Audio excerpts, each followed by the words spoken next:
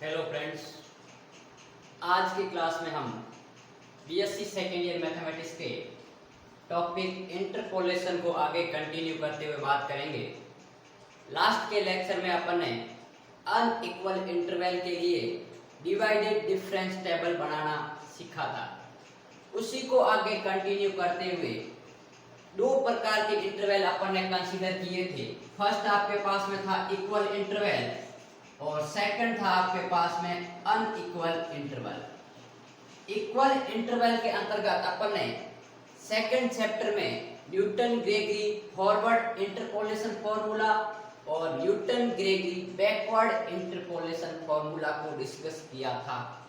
और अनइक्वल के अंतर्गत अपन लैग्रेंज इंटरपोलेशन फॉर्मूला को डिस्कस कर चुके हैं और एक और आपके पास में फॉर्मूला बचता है जो कि ओनली फॉर अनइक्वल इंटरवल के लिए लागू होता है, जिसका नाम है Newton divided difference formula for unequal interval. इसको लेके आज अपन बात करेंगे। तो देखिए, सबसे पहले यहाँ पर आपके पास में जो ध्यान देने योग्य बात है कि वो जो इंटरवल है वो अनइक्वल रहेगा। तो सबसे पहले अपन कंसीडर कर लेते हैं कि जो आर्गुमेंट की आपके पास में वैल्यू है, ये आपके पास में x हो गया आर्गुमेंट, इसकी वैल्यू आपके पास में x0, x1, x2 and so और आपके पास में, और लास्ट अपन कंसीडर कर लेते हैं xn तक। और इसके कॉरस्पॉन्डिंग जो आपके पास में फंक्शन की वैल्यू होगी अर्थात एंट्री जिसको अपन कहते हैं, वो आपके पास में हो जाएगी f ऑफ x0, ये हो जाएगी f ऑफ x1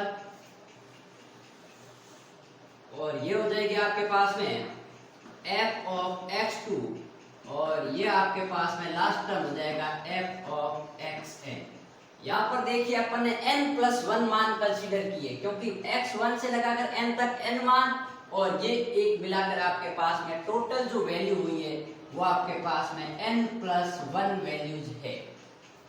और ये जितने भी आपके पास में आर्गुमेंट की वैल्यूज है अर्थात वेरिएबल है, ये आपके पास में अनइक्वल इंटरवल है अर्थात इन सब के बीच में जो डिफरेंस है, अंतर है, वो इक्वल नहीं है।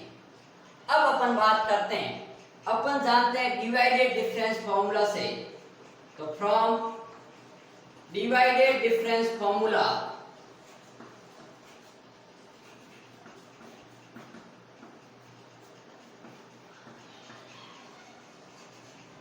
क्या होता है, f ऑफ x, x0 अर्थात जो फंक्शन f ऑफ x है उसका वेरिएबल x और x0 के लिए प्रथम विभाजित अंतर, ये अपन फर्स्ट डिवाइडेड डिफरेंस की बात कर रहे हैं।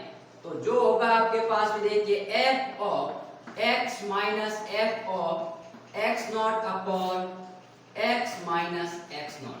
अब मैंने आपको जब प्रॉपर्टीज बताई थी डिवाइडेड डिफरेंस की, तब ये बताया था कि जो डिवाइडेड डिफरेंस होता है वो सिमेट्रिक फंक्शन होता है वेरिएबल्स का, अर्थात यदि x को x0 से या x0 अपन पहले भी लिखते हैं तो उसकी वैल्यू वही आएगी जो कि इसकी है, अर्थात इसका जो वेरिएबल होता है उसके यदि अपन क्रम को परिवर्तित कर दें तो उसमें किसी भी प्रकार का परिवर्तन नहीं आएगा। ठीक बात। अब मुझे क्या करना है, न्यूटन डिवाइडेड डिफरेंस फॉर्मूला निकालना है अर्थात f ऑफ x की मुझे वैल्यू निकालनी है। और ताकि अपने जब भी न्यूमेरिकल प्रॉब्लम करेंगे तो x बराबर अपन को कोई भी वैल्यू देकर उसके ऊपर फंक्शन की वैल्यू निकालने को कहेगा। तो यहाँ पर देखिए f ऑफ x यहाँ है, तो इस f ऑफ x को यदि मैं निकालने जाऊं तो देखिए इसको अपन कुछ ट्रांसफॉर्म करते हैं या पक्षांतर करें तो ये f ऑफ जो x की वैल्यू आएगी ये आपके पास में इधर चला गया और ये माइनस का इधर आएगा, तो ये हो गया आपके पास में f of x not plus x minus x not और ये वैल्यू हो गई आपके पास में f of x x not. ठीक बात। अब ध्यान दो, यहाँ पर f ऑफ x की वैल्यू तो आ गई, लेकिन ये जो फॉर्मूला है ये सिर्फ और सिर्फ प्रथम विभाजित अंतर तक ही सीमित है, क्योंकि अपने डिवाइडेड डिफरेंस टेबल बनाना सीखा था और उसके अंतर्गत जो टेबल आएगी डेटा के अनुसार वो आपके पास में सेकंड डिवाइडेड डिफरेंस तक भी जा सकती है, थर्ड डिवाइडेड डिफरेंस तक भी जा सकती है। अर्थात इस फॉर्मूले को मुझे second divided difference, third divided difference और इस प्रकार जनरल यदि अपन बात करें तो nth डिवाइडेड डिफरेंस तक ले जाना है। तो इस फॉर्मूले का मैं आगे एक्सटेंशन करूंगा। तो देखिए सबसे पहले मैं इसको देता हूं समीकरण नंबर 1। अब इसका एक्सटेंशन कैसे करते हैं तो देखिए किसी फंक्शन का मैं सेकंड डिवाइडेड डिफरेंस निकालता हूं। कैसे कि f of x, x0, x1 ये क्या है, second divided difference of f of x है। किस वेरिएबल के लिए, x, x0 और x1 के लिए। तो इसकी जो डिवाइडेड डिफरेंस की डेफिनेशन से क्या आएगा मान, f of x, x0 minus f of x0, x1 upon ये हो गया x माइनस x1। अपने फॉर्मूले में लास्ट में से पहले घटाते थे, लेकिन मैंने अभी कहा कि ये सिमेट्रिक फंक्शन होता है, अर्थात इसमें क्रम का कोई महत्व नहीं होता है। ठीक बात। अब यहाँ पर देखिए अपन को किसकी वैल्यू रिक्वायरमेंट है, क्योंकि इसकी वैल्यू अपन टेबल से निकाल सकते हैं, क्योंकि टेबल में किस प्रकार का डेटा आता है, ये x की वैल्यू होगी, ये f ऑफ x की, ये x0 होगा, ये x1 होगा, उसके कॉरस्पॉन्डिंग ये f ऑफ x0 है और ये f ऑफ x1 है।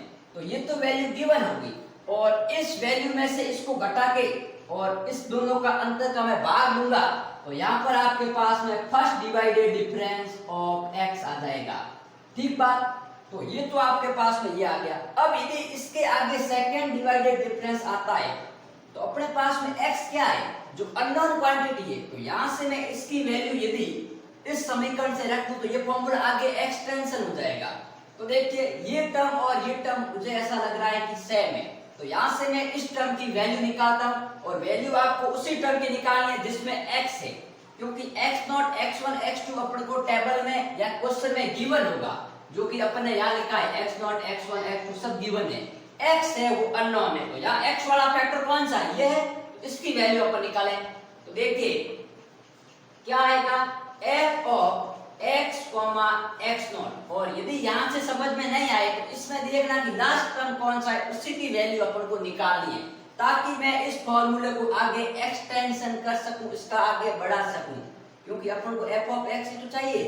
तो देखिए इसको मैं इधर ले जाऊंगा और ये इधर आएगा तो आपके पास में आ गया f of x0, x1 plus x minus x1 और ये टर्म आ गया आपके पास में f of x, x0, x1। ठीक बात। इसको मैं समीकरण यदि 2 दे देता हूं।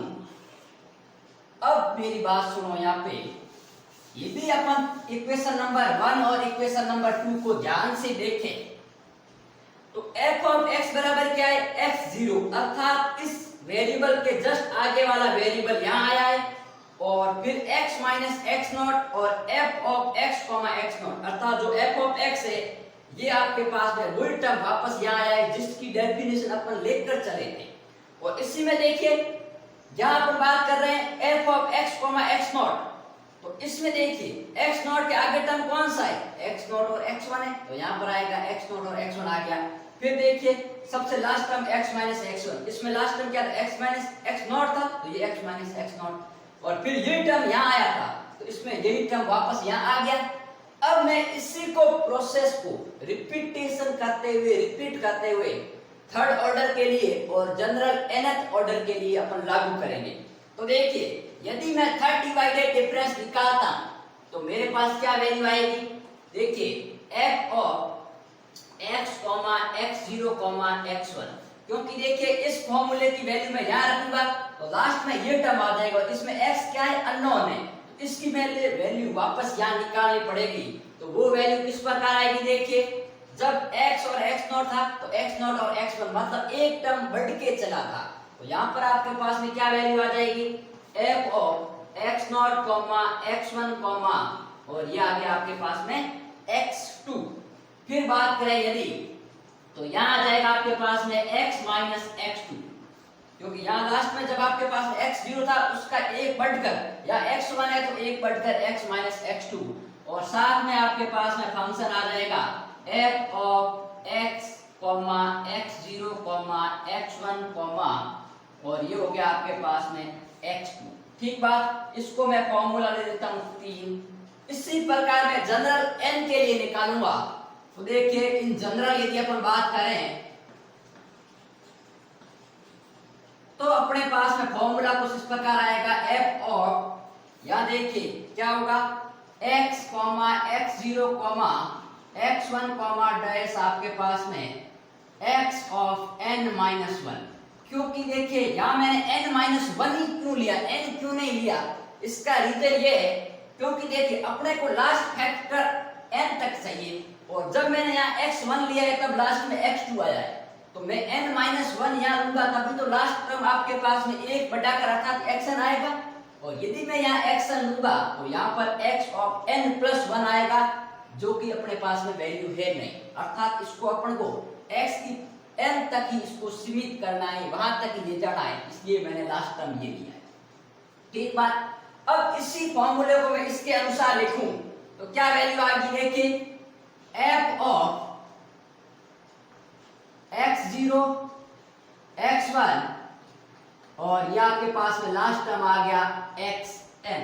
क्योंकि देखिए जब x1 था तो एक बढ़ाकर x2, x1 था आपके पास में देखिए यहाँ x था x0 या x0 था तो x1, एक टर्म बढ़ा के लिख रहा है या n माइनस 1 है तो ये लास्ट टर्म xn आएगा प्लस x माइनस xn, क्योंकि जब यहाँ पर देखिए x1 था तब x माइनस x2 आया था तो यहाँ n माइनस 1 है तो n आएगा into f of x comma x0 comma x1 और यह आपके पास में आ गया xn तक।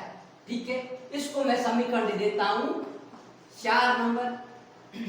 अब देखिए मुझे रिक्वायरमेंट थी f ऑफ x की, तो अब मैं क्या करता हूं, इन सब वैल्यू को क्रम वाइज समीकरण 1 में पुट करता हूं। ठीक बात, तो देखिए समीकरण 1 से समीकरण यदि अपन 1 अप्लाई करते हैं यहाँ पर तो ध्यान देखना यहाँ f ऑफ x बराबर f ऑफ x0 जो कि अपने पास टेबल में है, जो टेबल में है उसको एज इट इज रखो, जो अननोन है उसकी वैल्यू आगे के फॉर्मूले से उसमें पुट करते जाओ। तो f ऑफ x बराबर f of x not plus ये रहा x माइनस x नॉट, ठीक बात, इनटू क्या रहा f of x comma x not और इसकी वैल्यू कहां से रखूंगा मैं, यहां से x कॉमा x नॉट, तो क्या वैल्यू आएगी देखिए f of x0 comma x1 plus plus आपके पास में x माइनस x1 और यहां पर देखिए आपके पास वैल्यू आएगी f of x comma x0 comma x1। लेकिन मैंने एक बात बताई थी जहां पर आपके पास में अननोन x आ जाता है उसकी वैल्यू अपन आगे के टर्म से रखेंगे। ठीक बात, लेकिन ये मैंने इसलिए रखी है ताकि आपको स्टेप समझ में आ जाए, इसलिए पहले मैं यहाँ तक एक्सटेंशन करूंगा फिर वापस वैल्यू रखूंगा। तो देखिए एक बार इसको यदि यहाँ पर लिखें तो क्या वैल्यू आएगी f ऑफ x0, मैंने सिर्फ यही कहा है कि समीकरण 2 का मान समीकरण 1 में रखने पर, यहाँ लिख लेता हूं आपको चाहो तो समीकरण 1 में 2 का मान रखने पर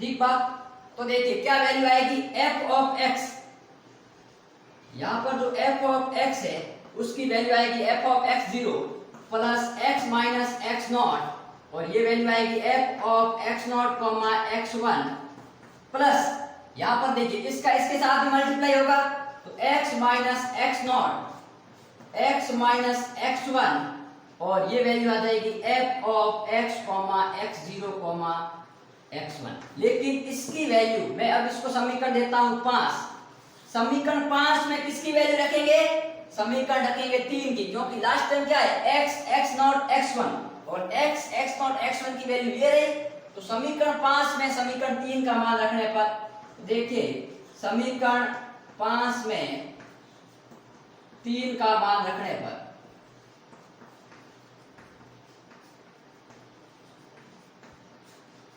ठीक बात। तो थोड़ा सा मैं इसको रफ कर देता हूं।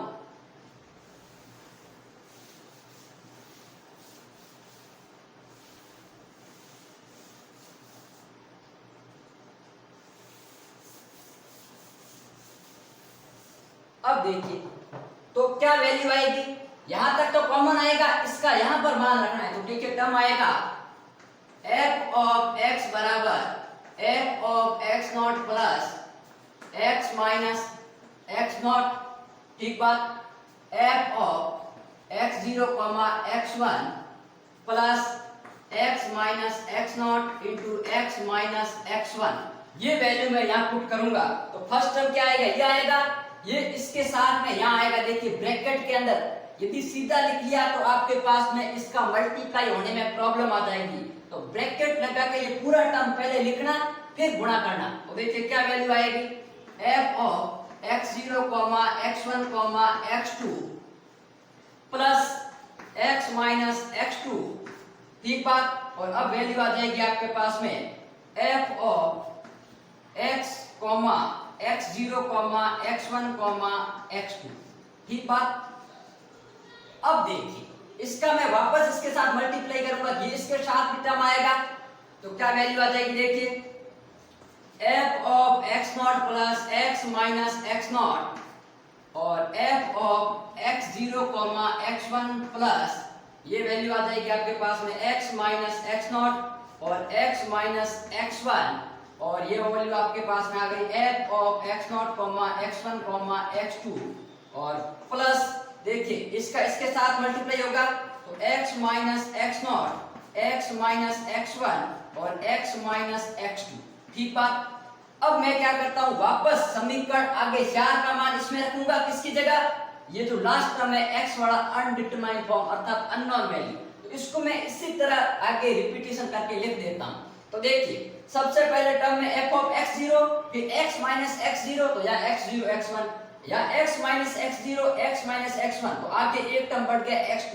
यहाँ पर दो टर्म कॉमन है, एक टर्म आगे बढ़ गया तो यहाँ पर टर्म क्या आएगा f of x0 x1 x2 x3। ठीक बात। अब मैं आगे इसी को जनरल फॉर्मूला बनाते हुए लिखूंगा। तो देखिए ये वैल्यू कुछ इस प्रकार आएगी प्लस यहाँ पर जो लास्ट टर्म आएगा वो आएगा देखिए x minus x0 x minus x1। ठीक बात। और ये आपके पास में डैश डैश करते हुए लास्ट टर्म आपके पास में क्या आया था n के लिए ये, तो ये रहेगा आपके पास में देखिए x minus x of n minus 1। कैसे लिखना है, क्योंकि जब यहाँ पर देखिए x3 था तो उसके साथ में x माइनस x2 है, जब x2 है तो उसके साथ में x1 है, मतलब एक कम है। तो यहाँ पर ये टर्म पहला आएगा xn तक, तो यहाँ पर जो टर्म आएगा वो x minus xn minus 1 f of x0 x1 and so on xn plus क्या टर्म आएगा x minus x0 x minus x1 और आपके पास में इस प्रकार करते हुए ये टर्म आएगा लास्ट में x minus xn into f of x x0 and so on xn तक। ठीक बात। लेकिन मुझे यहाँ n तक की वैल्यू चाहिए, यहाँ पर वापस अननोन आ गया तो मैं इस पूरे टर्म को हटाकर इसकी जगह एक कोई नया कांस्टेंट दे देता हूं। ठीक बात। अब मेरी बात सुनो, ये जो टर्म है इस टर्म को अपन क्या कोई Rn मान लेते हैं या Pn मान लो, जो कि आपके पास में टर्म है। अब मैंने आपको कल डिवाइडेड डिफरेंस की प्रॉपर्टी में बताया था कि यदि कोई फंक्शन n ऑर्डर का है तो उसका nवा जो विभाजित अंतर होगा वो कांस्टेंट होगा और n+1वां मतलब उससे एक अधिक या दो अधिक करेंगे तो वो वैल्यू 0 होगी। तो यदि यहाँ अपना जो फंक्शन है अपन कितने ऑर्डर का लेके चले थे n ऑर्डर का, क्योंकि मैंने xn तक वैल्यू ली थी, तो n+1वां अंतर क्या होगा, शून्य हो जाएगा। इसमें देखिए x0 से लगाकर xn तक n और ये n+1 हो गया। तो यदि फंक्शन n ऑर्डर का है तो इसकी वैल्यू क्या हो जाएगी, 0 हो जाएगी। तो ये बात ध्यान रखना जो कि मैं यहाँ लिख रहा हूं। तो आपके पास में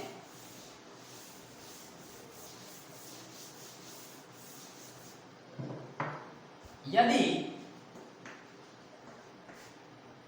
f ऑफ x n घात का है हो तो देखिए उसका n+1वां विभाजित अंतर 0 होगा। ठीक है, अर्थात अपन क्या कह सकते हैं कि आपके पास में जो Rn है वो वैल्यू क्या आ जाएगी 0, क्योंकि ये n+1वां अंतर है। ठीक है, क्यों होगा इसका मैं रीजन लिख लेता हूं। f ऑफ x x0 और ये आपके पास में जो xn है इसका मान क्या होगा 0 होगा। ठीक बात, ये अपन सूत्र जानते हैं क्योंकि फंक्शन में n घात का लेके चल रहा हूं, इसलिए इसका जो n+1वां अंतर होगा वो 0 होगा। तो देयरफॉर जो समीकरण आएगा f ऑफ x का मान वो कहां तक आएगा, इसको लिखने के बाद में Rn यदि 0 हो रहा है तो मैं इसी फॉर्मूले को वापस यहां लिखने की बजाय क्या कर रहा हूं, इस टर्म को क्या कर रहा हूं, हटा दे रहा हूं। तो पहले देखिए इसको आप नोट कर लीजिए, फिर इस टर्म को Rn को वापस यहां रखना है। आप नोटबुक में पहले यहां तक करोगे, फिर ये लाइन लिखोगे और फिर Rn का मान यहां 0 पुट करोगे तो यहां तक समीकरण आपको प्राप्त हो जाएगा। तो देखिए आप यहां लिख लेना, मैं इसको समीकरण मान लेता हूं। आगे कौन सा था 6, तो समीकरण 6 से आपके पास में क्या आ जाएगा f ऑफ x की वैल्यू, और वो वैल्यू कौन सी आएगी, यदि मैं इस टर्म को हटा देता हूं तो देखिए ये आपके पास में टर्म आ जाएगा। ठीक है, तो ये था आपके पास में, इसकी वैल्यू आपके पास में देखिए ये आपके पास में यहां लिख लेना। ये था न्यूटन विभाजित सूत्र अनइक्वल अर्थात असमान अंतराल के लिए।